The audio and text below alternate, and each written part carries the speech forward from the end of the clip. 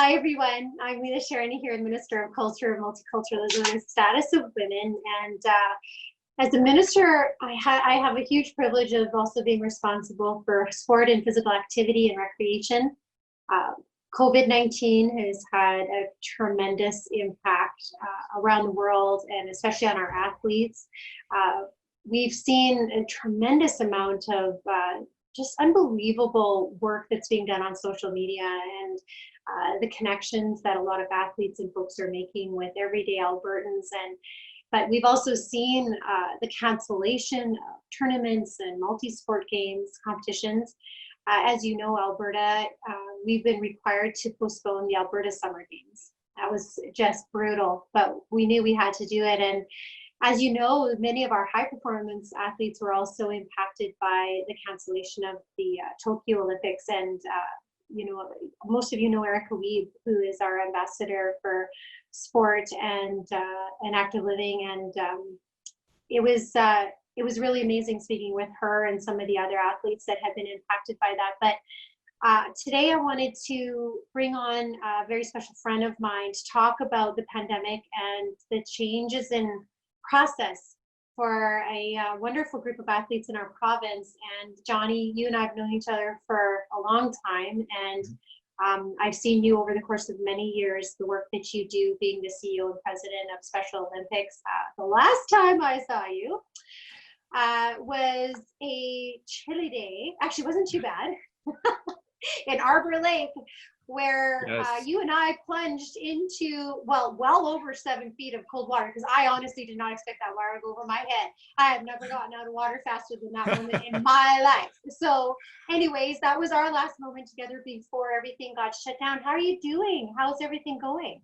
Hey, I think it's the same as everybody right now. We're taking it one day at a time. And yeah, just adjusting, but it's exciting. And I think the really great thing is that it's really provided us with opportunities to reach out and work with people in new ways and work out with people who wouldn't necessarily have connected with before. So I think that's been a positive this for us in our movement. Yeah, but you're like, community is your middle name. You connect with people regularly. And I mean, I see you everywhere. We've bumped into each other at, I don't know, hundreds of events, probably really over the time that I've been blessed to be elected. And so there's a couple of things I think that people would like to know, because you have some really amazing athletes in Special Olympics. And a lot of people don't know how many athletes, like really how far this goes. I think they'll be surprised to know how many athletes we actually have in Alberta and all of the sports that they compete in. Can you tell us a little bit about that? Yeah, and I think I really love that opportunity, because I think when you're talking cancellations and you're talking those major events, and when people hear Special Olympics, that's the first thing they jump to is, oh, they're going to cancel some of their really cool events that they do. But really, like, our impact is in the community. And so we offer over 19 official sports, as well as unified sports, young athletes programs, health and fitness programs. And we do that to over 3,400 athletes through 26 community clubs that service over 150 Alberta communities. And then we also provide programs to over 900 athletes and unified partners through Alberta high schools and in partnership with the Alberta Schools Athletic Association. So we have a really huge reach, and those are all community-based programs. And I think the other thing too is that our athletes, when you talk about that number, that's not even the true number, because we'll have athletes that take part in multiple sports, and we're a multi-sport organization. But it's not like, okay, I'm going to do bowling on Tuesday, and then in that same program I'll do a different sport. It's like, no, those are all individual sport programs run by different volunteers with a different set of resources. So when you look at our true numbers, we have over 6,000 athlete opportunities that we provide a year, and that's not counting our school programs. And you do a lot of mentoring as well too. Like, I know that especially within the school programs, there's a huge ability for mentorship to happen amongst students, because a lot of this was about integrating students in together to build community and have a deeper understanding of what it looks like to work with each other. Because really, life is all about creating relationships and moving forward together. And so you've done a really amazing job creating and helping facilitate some of those relationships. Can you talk about the mentoring program a bit? Yeah, like I think that's a huge part of our organization, and definitely through unified sports. And that's where we talk about athletes and partners. It's not athletes and leaders. It's like it's our individuals with intellectual disabilities and their individuals they go to school with who are our partners through this program, and they get to learn and play together in sport like anybody else does. But then there's also the opportunity to just be natural teammates together. And through that, there's that mutual learning and growth and real school building opportunities that, like we've been doing that program now going into our fourth year. And just the feedback that we get from students and athletes is just unbelievable, and just as much as from the teachers about the growth and transformation that they see. And I know through our program too, our athlete leadership and just the importance of that and providing our athletes with the opportunities to lead within our organization is a huge focus of ours as well, because they're our organization and their opportunity to lead and provide direction of that is hugely important to us. Yeah, the blurred lines between the mentor and the mentee, really. Yeah. Right? It becomes very much a collaboration between both. I know there's learning experiences for everybody in this, but I think one of the most beautiful things I've seen throughout the years is just, and this is what I miss more than anything right now, is being with people, is hugging people. And I mean, the amount of love and hugs and just genuinely beautiful affection that happens amongst this group of people outside of the athleticism and what they learn working in a team. I constantly walk away from those events just full, completely full, you know.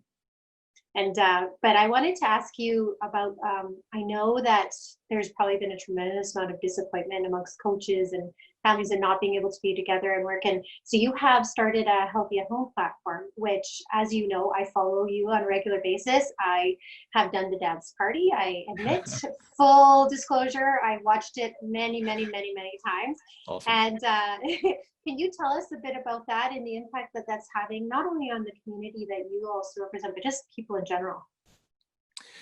Yeah, I think that was one of those kind of things where early on it was like, okay, this is like, I know the new normal is something that you hear, but it was like, okay, well, we just can't sit back and wait. It's like our members and athletes and supporters depend on us to provide like a structure and direction. And one of the great things we have going for organizations, we're a global movement. So it wasn't like, all right, we've got to figure this out on our own. It was, we put that call out across the country and we get together saying, we're all doing this together.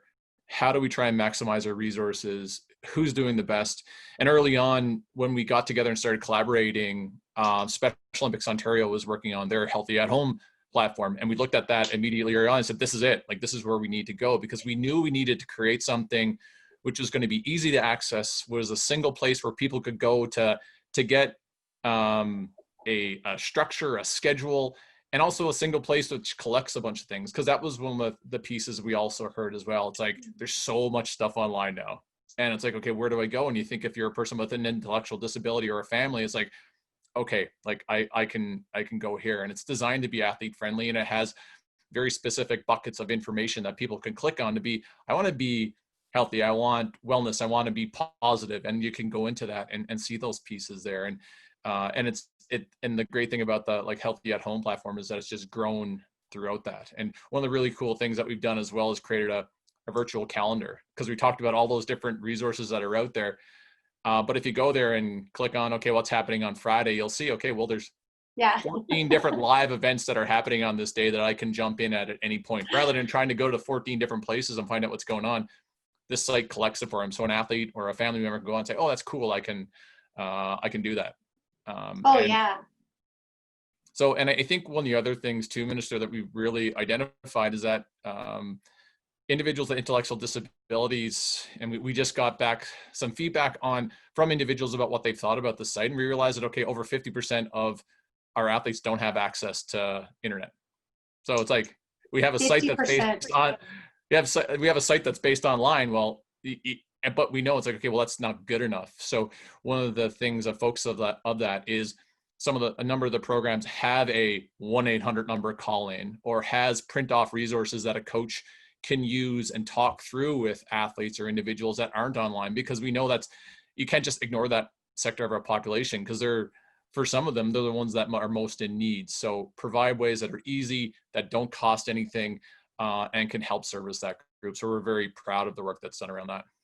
Well, it's unbelievably thoughtful, and it's just incredible the amount of people that you're reaching. And I know that even within many of the communities, they're putting workouts and stuff, even onto like little drives and stuff, and dropping them off at people's houses, and then they can sort of communicate this way. But you were bringing up actually a part that I found really, really interesting, is on the strong mind side of things, right? Like you're working to have healthy at home, but you're also working within making sure the mental health of people is also there, especially because we're all in these, like, we're all in our family units, which is wonderful, but it comes with its own coping and its own issues and its own interesting bits and pieces. Can you talk a little bit about the holistic approach and the strong minds piece of that as well?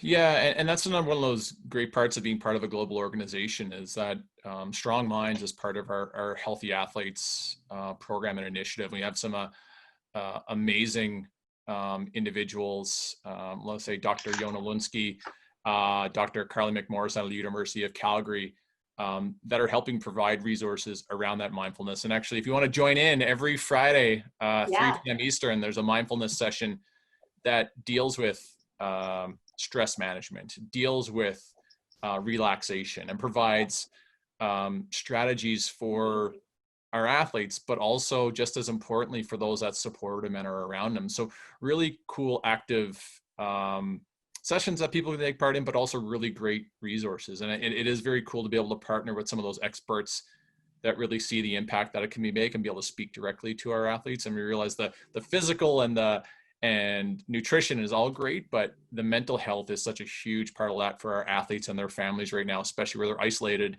and don't have the usual connections and outlets that they do. Yeah, that's going to be a huge part of just putting our communities back together, is that whole mental piece of it, right? Because COVID is scary. So now we have to emerge from our homes. And this is sort of one of the questions I wanted to ask you about, because my son, Saren, actually did a video on Facebook and talked about a lot about his particular concerns and the impact it was having on him and his ability to function. And we really got a lot of very good feedback. And one of the things that I realized early on with him is that it's one thing to know about what COVID is, but how do we move beyond COVID? Especially when we've trained everybody to, obviously for good reason, be careful, the hygiene, to be afraid of certain things. A lot of our wonderful folks are having tremendous amount of anxiety. So how do we start to move outside of the house, Johnny? Like, how do we start bringing life, breathing life back into outside of our homes? Yeah, and I know that's one of those kind of things with us, because I think early on we jumped on the social distancing, the really important health precautions that athletes should be taking. And it is very much as like, stay inside, like be safe. But we realize now it is so important to be active and to be outside of the household. And there are safe ways to do that. So that's a really key part about any of the programs that we offer too, is like, these are things that you can do, but these are also important things that you need to remember so that you can be safe. And I know, like, coming up, we're going to have our Walk the World with our Special Olympic Athletes Challenge. And a really important part about that is about this is how you can do it safely, and this is what you need to do. But getting outside is very important. And there are going to be opportunities for you to be able to connect with people, not in the same way that you did. And some of it is going to be virtual, but and I think for us, like the Walk the World with me, like that's one of those kind of things where, okay, let's connect our movement, but not just our movement. Let's connect any individual that wants to be part of something bigger and walk with our athletes around the world. So we did a coast to coast challenge when this initially kicked off, and it was just like, okay, we need to do something. And it was also too, that was part of the offline thing, is like, if you have you can call on this 1-800 number and said, I walked for 30 minutes today, and that was it. And they get a message that would update them. This is how far we've walked today, and this is what you contributed, and those kind of things. And then on the way back, that happened so well. It's like, we've got to do more. Like, there's such I think we can connect more. So the walktheworldwithme.com is the platform and the site. And what we've done there is that still the offline component, still individuals can just enter in, okay, I've walked so far today. But now you can also create a team. So, Minister, if you want to create a team with your family, you can build a team. And then whenever anybody in your family goes for a walk, you can say, I'll walk 30 minutes today. And there's not a financial component to this. This is purely a building communities and engaging with each other and being part of something bigger. And so the I Hear family can, all right, we've walked for 6 hours for the Walk the World with me. And And we're looking forward to building this out. And we're looking forward when the walk starts to come through Alberta, that we're going to set the stage for the rest of Canada for how we welcome them. So we're big walkers in our household. I'm all in. Okay. I would absolutely love to participate. And I'm so excited because this is just a great way to facilitate a positive reentry into the world and to focus on wonderful ideas versus the fear, absolutely necessary fear that kept us safe. And Albertans have just done an amazing job bending the curve. But you're right, like if you can facilitate this in a most positive way under the restrictions that we have right now, start to get us moving and beyond COVID, because really we have to think beyond COVID now. So I can't wait. I mean, it's not like jumping into cold water, but it's easy. And yeah, this will be a piece of cake to that's for sure. Well, thank you again. I send tremendous amount of love to you and your family, to all of the work that you're doing. It's been really motivational and just beautiful watching everything that's happening on Facebook. And one thing I did want to mention though is that what I've noticed is I didn't realize your numbers were so high that 50% were not able to access the online materials. That's good to know. But you probably have also grown your reach as well too in other ways where other people may not have been able to have access to Special Olympic particular information before. So on that respect, I really hope that you're able to grow your networks. So excited to see how we come out of this. Thank you for being such a positive mentor and all of this for all of us. And I can't wait to give you a great big hug and see you in person.